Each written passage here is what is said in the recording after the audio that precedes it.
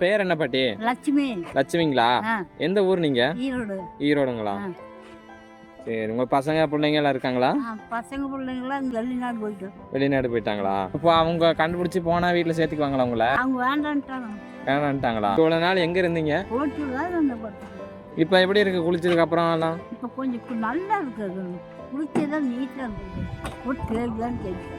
அழுக்கா போயிடுச்சு. நல்லா அழுக்கும் போச்சு. ஆமா. பாட்டி இப்ப கால் கட்டு போட்டிருக்கல, இப்ப எப்படி இருக்கு? வலி குறைஞ்சிருக்கு. எனக்கு வெடி வந்துட்டா ஒண்ணும் கிடையாதுங்க.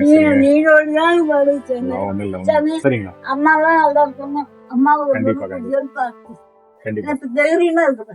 கண்டிப்பா